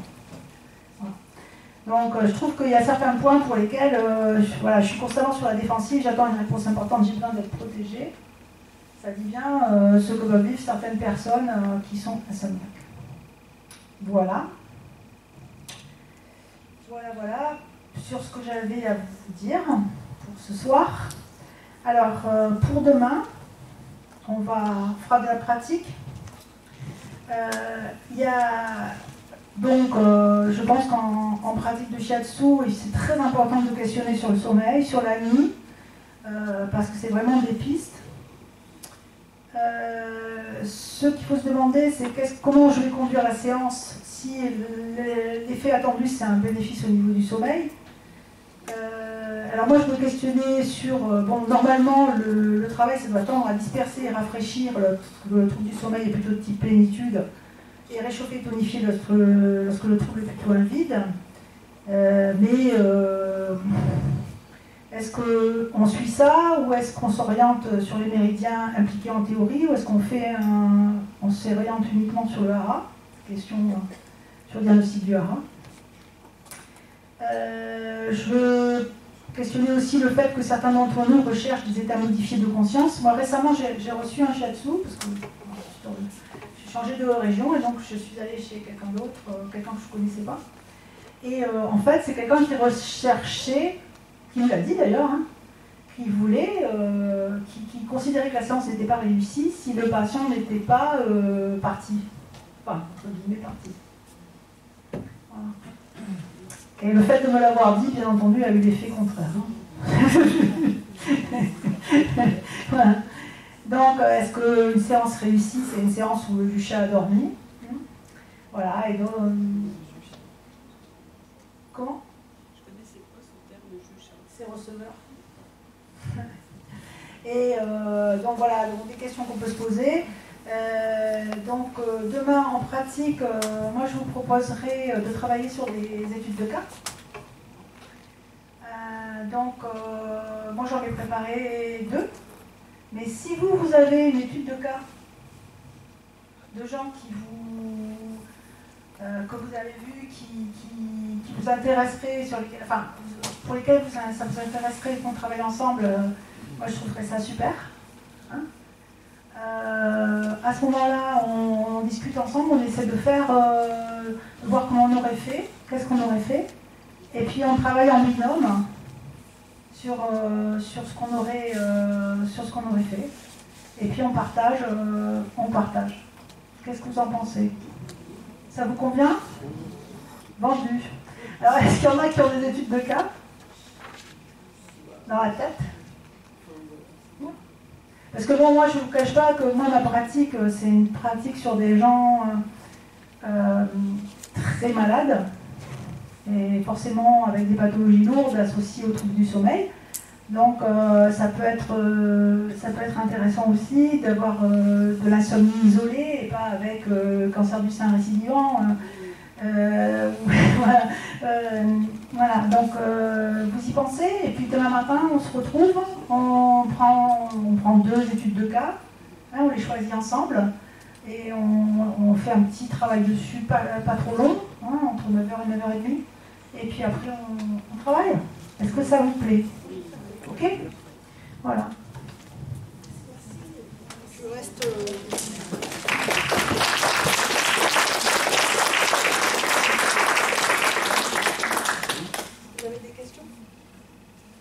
Oui, j'en ai. Travailler sur le cas de ta sœur. Alors, les relations entre moi et ma sœur, disons que c'est l'illustration qu'on peut être sœur et être totalement différent. Voilà. Donc, c'est quelqu'un qui n'est absolument pas ouvert. Voilà, à ce genre de choses et qui pense que c'est de la fumisterie, voilà, en un mot comme ça. Donc bon, j'ai jamais trop... voilà, et puis en plus elle pense que c'est... je pense que c'est tellement ancré maintenant, elle pense que c'est une fatalité, que c'est comme ça, que c'est son karma. Voilà. C'est tellement ancré, ça fait partie de la structure de la personne. C'est une structure particulière dans laquelle le truc du sommeil... et c'est quelqu'un de très obsessionnel par ailleurs. Donc en fait, elle fait une obsession autour du sommeil, mais elle fait des obsessions sur des tas d'autres choses. Voilà, donc et quand elle était enfant, c'était terrible, terrible. Parce que du coup, même moi, ça me perturbait. Parce qu'en fait, on dormait dans la même chambre. Et donc quelqu'un qui ne dort pas, on peut grincer les dents. Et elle parlait pendant qu'elle dormait. Et donc voilà, c'était quand même des gros trucs du sommeil. Mais je pense qu'elle n'a jamais cherché, à part prendre des médicaments de temps en temps, elle n'a jamais cherché à travailler sur autre chose que... parce que bon, pour aider quelqu'un, il faut qu'il me demande. Oui. Justement, en parlant de demande, après je sais pas si c'est une question à poser ce soir ou plutôt demain en étude de cas. Moi ça me beaucoup parce qu'il y a quand même pas mal de gens qui viennent avec des problématiques de ronflement, d'apnée du sommeil et c'est très récidivant cette question de est-ce qu'il y a quelque chose en médecine alternative parce qu'il y a peu de solutions dans la médecine occidentale, du coup c'est une question de c'est-à-dire moi je pense tout à fait qu'on peut être actif sur ce genre de choses. C'est pas parce qu'il y a des gros déséquilibres. C'est pas parce qu'il y a des gros déséquilibres. Au contraire, s'il y a des gros déséquilibres, c'est là qu'on a encore plus de résultats. Parce que si on a quelqu'un qui est complètement, qui a une grosse stagnation, j'ai une étude de cas, j'en ai une, on sait que c'est quelqu'un qui a d'énormes stagnations, qui est vraiment, c'est quelqu'un qui fait des apnées, et qui ne veut pas mettre l'appareil.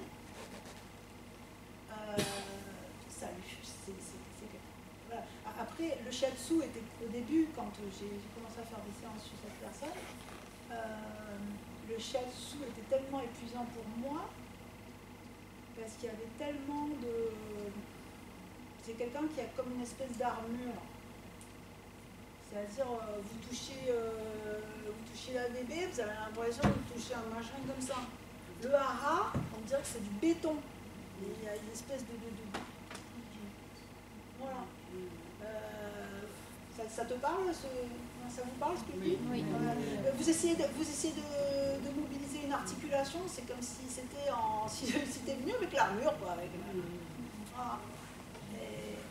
Qu'à un moment donné, donc j'ai fait c'est quelqu'un qui est venu en consultation de la douleur chronique.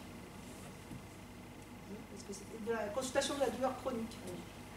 Parce qu'en fait, il y a des douleurs neuropathiques au niveau des membres inférieurs, enfin des impatiences, tout ça dû à l'hypoxie, au mauvais sommeil, voilà, et à la mauvaise alimentation.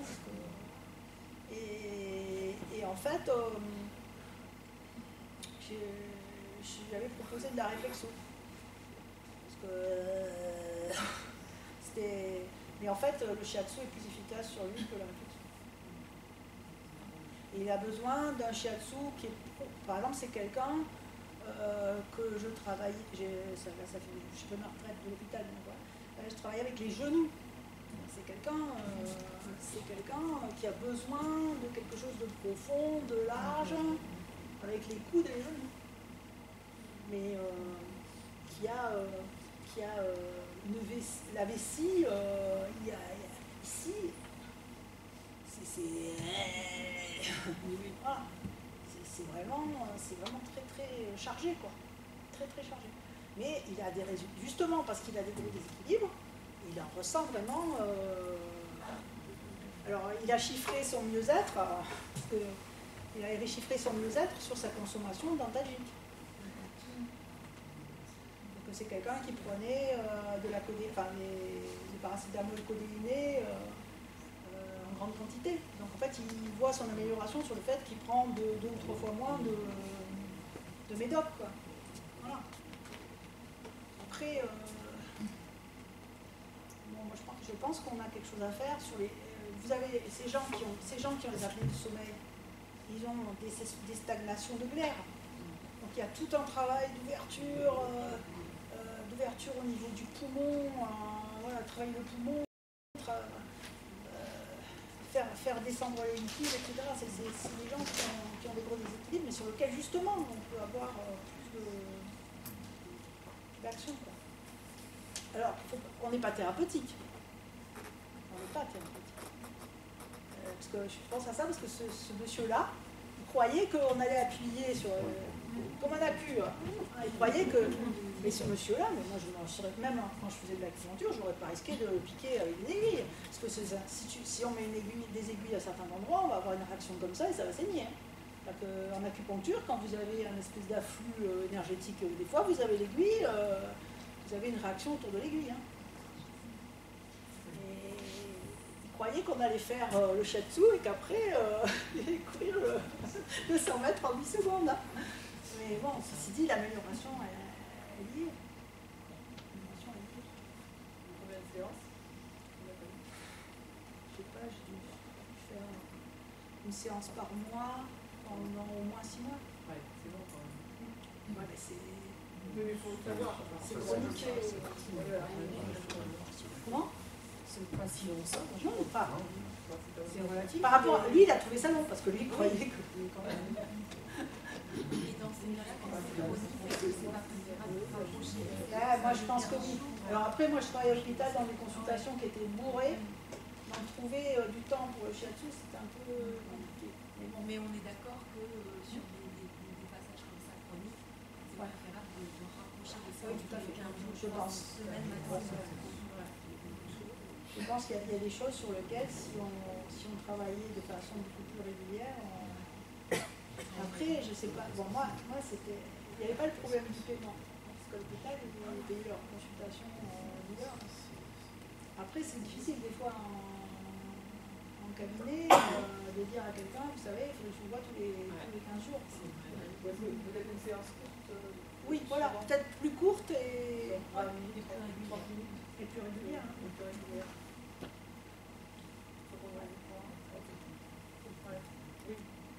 Est-ce que vous avez des enfants? Oui. Non, mais je vous dis Rochette.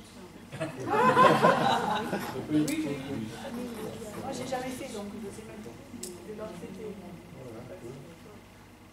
Ça tombe bien. Je me demandais si c'était fréquent en pratique de cabinet. Pas fréquent. Parce que moi, j'ai pas du tout de... J'ai l'expérience shiatsu sur le chat, mais sur le chien, sur le chat, mais pas sur les enfants. Ici, l'avantage des enfants, c'est que la séance, ça va beaucoup plus vite. Oui. En 10 minutes, 25 minutes. Ouais. Et les résultats sont plus rapides et Ils sont plus l'énergie réactifs. revient plus vite. Ça se régule beaucoup plus vite. Ils sont plus réactifs. Hein. Ils sont plus réactifs. Plus les gens sont âgés, plus L'installation. ça L'installation, les coussins, le machin. Alors ça, par contre, ça, c'est pas pratique, ça.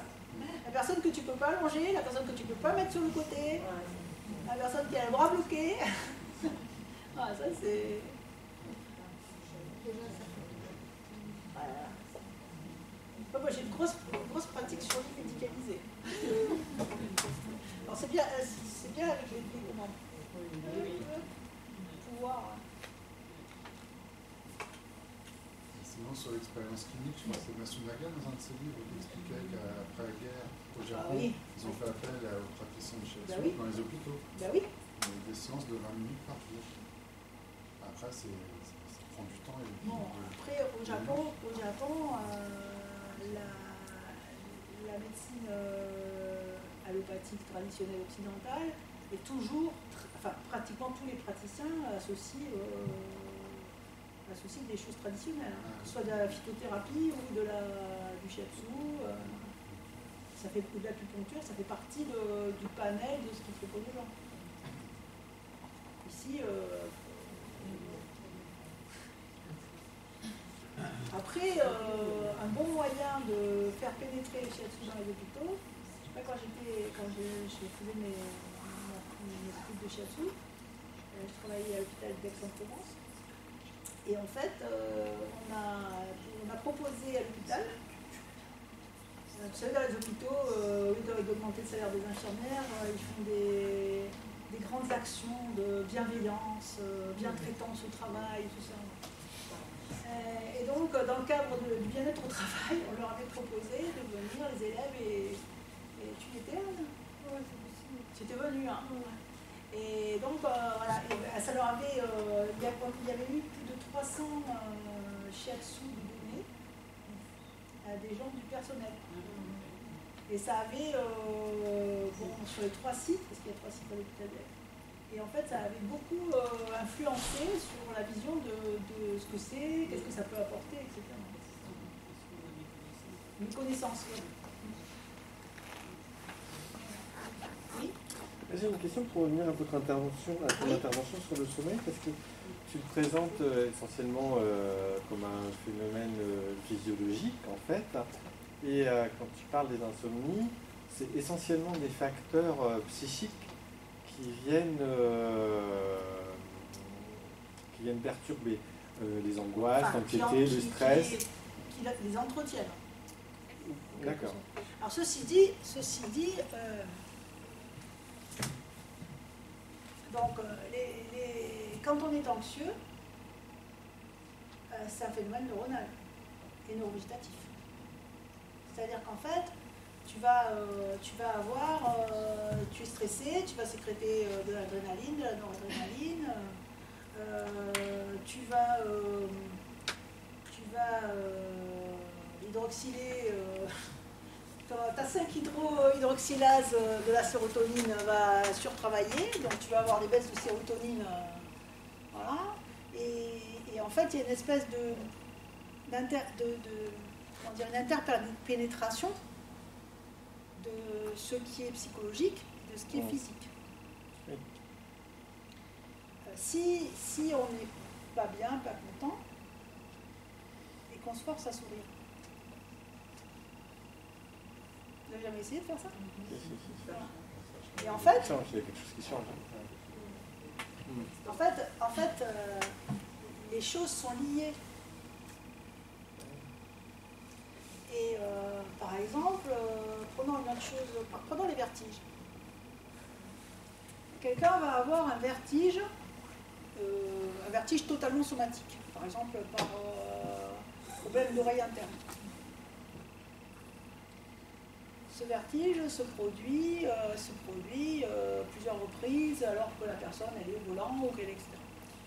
Il va y avoir un phénomène anxieux, se dire mince, je vais à tel endroit pour que je n'ai pas des vertiges, ou si jamais il m'arrivait des vertiges pendant que je suis là en train de faire la présentation, et ça va induire au niveau du système proprioceptif, c'est-à-dire en fait au niveau de tout ce qui est régulation neurovégétative, de la circulation dans l'oreille interne, etc., au niveau de la tension dans les muscles du cou, des phénomènes qui sont à point de départ, allez, on va dire psychologiques, parce que pour moi, et qui vont somatiser. Et le vertige, ça sera un vrai vertige. Et c'est comme s'il y avait une espèce de conditionnement. Tu comprends ce que je veux dire? Ouais, mais du coup je me disais, par exemple sur les troubles du sommeil, quand on sait que c'est lié à des anxiétés ou à une dépression ou quelque chose comme ça, il vaut mieux à ce moment-là peut-être faire un travail de fond sur la dépression, sur l'anxiété ou sur le stress, enfin, tout ce qui sont les facteurs qui viennent perturber. Mais c'est exactement pareil en médecine allopathique. Hein. Si quelqu'un a des troubles du sommeil et que c'est parce qu'il est déprimé, ce qu'il va falloir traiter, c'est la dépression. C'est d'ailleurs l'erreur qui est souvent faite. C'est-à-dire qu'on va donner un médicament du sommeil qui va rendre la personne toute molle et qu'elle va dire « Oh là là, c'est terrible, je perds la mémoire, je ne suis pas bien, etc. » qui va encore plus accentuer sa dépression, alors qu'il aurait fallu travailler sur la dépression, alors soit en psychothérapie, soit avec des médicaments. Des fois, on prend la cause pour les effets. Et, parce que là, du coup, je pense à quelqu'un que j'ai eu sur une insomnie, enfin quelqu'un qui est très très insomniaque, qui dort que 1 à 2 heures par nuit, depuis très longtemps, et j'ai essayé de le voir régulièrement. Je trouve que c'était un voisin, donc voilà. Et il avait aussi des problèmes de jambes, je ne sais plus comment tu appelles ça. Jambes sans repos. Des jambes sans repos, voilà. Donc des fois il se met des couvertures lestées sur les jambes pour un peu se calmer ça. Et, mais il y a aussi des problèmes, enfin, on va dire, il y a un fond psychologique derrière qui va pas très bien. Et en fait, je me suis rendu compte en essayant de le traiter que cet homme, en fait, il était finalement très attaché à ses insomnies et qu'il ne voulait pas les lâcher.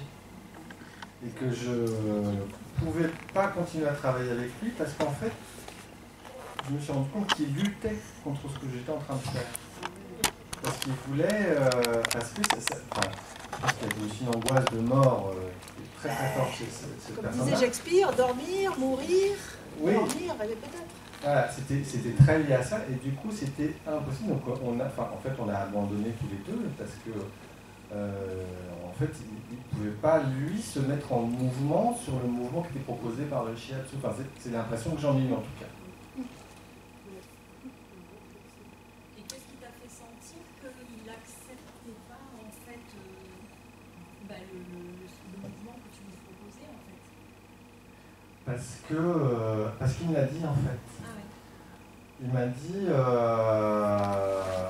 quand je disais, voilà, ça devrait détendre, ouais. Oui, mais... Et ça me plaît pas ce que non, vous mais faites. tu vas pas y arriver. Non, puis ça me plaît pas Tu ce que vas vous pas y faites. arriver, Ça c'est peut sûr que tu arriver, vas pas y ça. arriver. Oui. Donc à un moment Ce donné, j'ai changement-là, compris je le que, veux pas. en fait, c'était presque... il entrait presque en conflit avec moi sur ce qui était en train de se faire, donc de toute façon, c'était sûr qu'il allait gagner. Ouais. Mais moi, ça m'est déjà arrivé, alors pas en shiatsu, mais du point de vue médical, que quelqu'un me dise non mais c'est bien gentil, c'est gentil docteur, c'est très gentil ce que vous faites, vous vous décarcassez pour moi, mais moi ce changement que vous cherchez à induire, ça ne m'intéresse pas. Parce que des fois, c'est ce que je disais à propos de ma soeur, c'est structurel à la personne. Et que si on commence à changer le changement, plus ça change, plus c'est la même chose. Le changement de changement, c'est quelque chose de très compliqué. Et des fois, c'est l'effet domino. Et la personne se dit, oui, mais il va faire ça, et qu'est-ce qui va se passer après? Qu'est-ce que je vais devoir changer d'autre?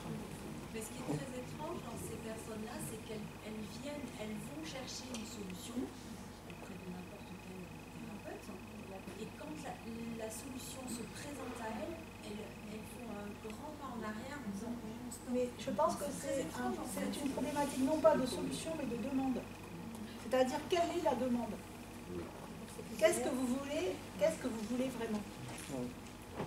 Et ça, c'est quelque chose qu'on voit tout le temps en médecine.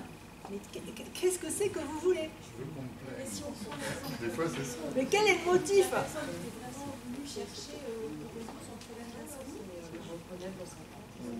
Ben oui, on en avait parlé. c'est ça qui est étrange. Non, et puis des fois, on a le droit de dire aussi je peux pas, j'y arrive pas, je peux pas.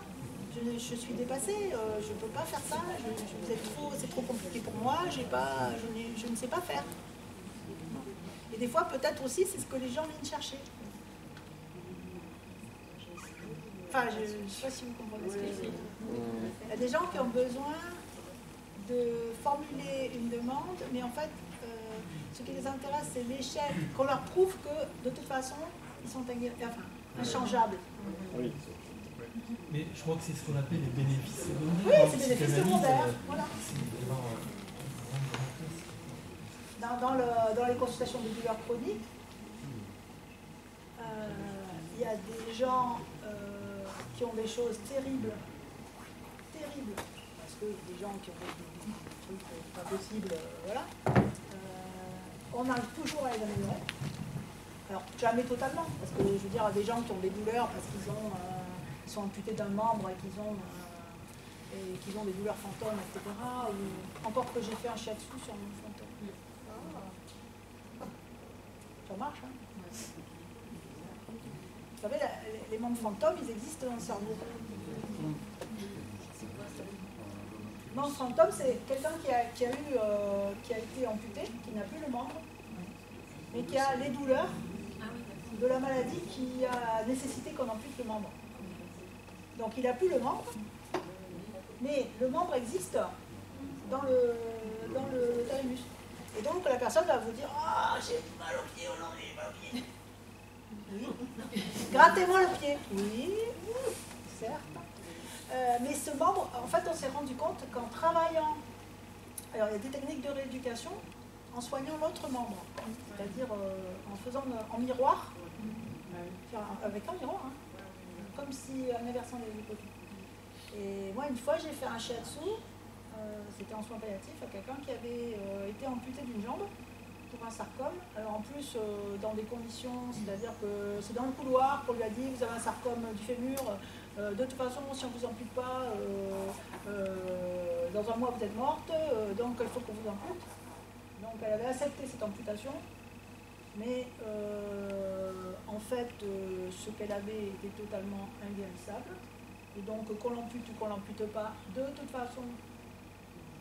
Hein. Donc elle était dans un état de rage, de haine, parce qu'en fait, elle avait accepté une mutilation qui ne lui servait à rien. En plus, elle avait perdu un membre, mais en même temps, ça ne lui servait à rien. Et de toute façon, elle était en train de mourir. Et cette dame-là, elle avait... Et en fait, j'ai fait un shiatsu. Et à un moment donné, je vais aux jambes pour empaumer. Et je commence. Et puis, je sais pas pourquoi, mais c'était totalement... moi.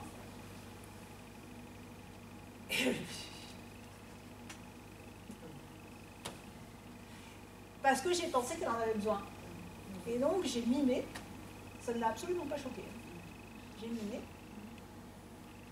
Et après, je lui ai dit, vous savez, j'avais besoin de prendre soin de votre jambe. Elle m'a dit, mais j'ai compris. Mais ça fait rien, je suis en colère. Alors, je ne disais pas comme ça. Je veux dire, il y a des choses...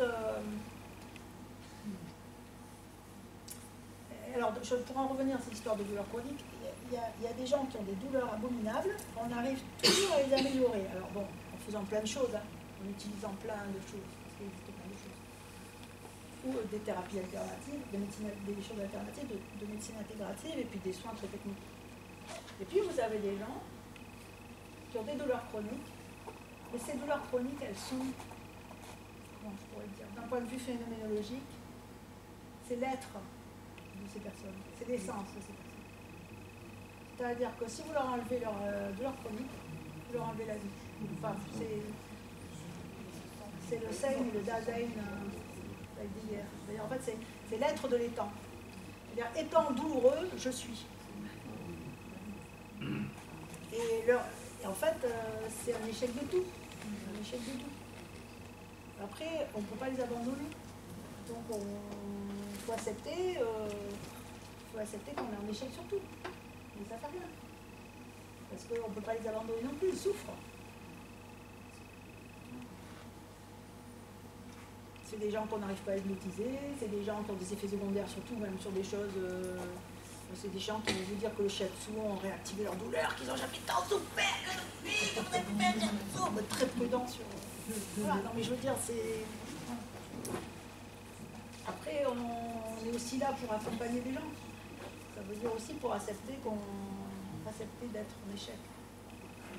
Et je pense que par exemple, revenons au sommeil, je pense que sur le sommeil, accepter d'être en échec, c'est aussi une façon de guérir les gens. C'est-à-dire que si on accepte de ne pas dormir, c'est là qu'on s'endort. C'est-à-dire la personne qui reçoit accepter de connaître. Non, mais même, c'est des fois plus. Si une vache ne veut pas rentrer dans l'étable, vous allez la tirer. Vous êtes costaud pour tirer la vache. Par contre, si la vache elle est face à l'étable et que vous tirez la queue, la vache va rentrer dans l'étable. Donc, des fois,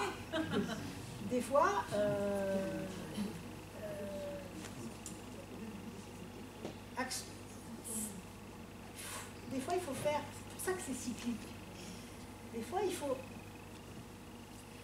faire une action inverse. Non, mais vous ne pouvez pas dormir, personne ne peut vous faire dormir. Et surtout pas moi. Non, je ne sais pas faire.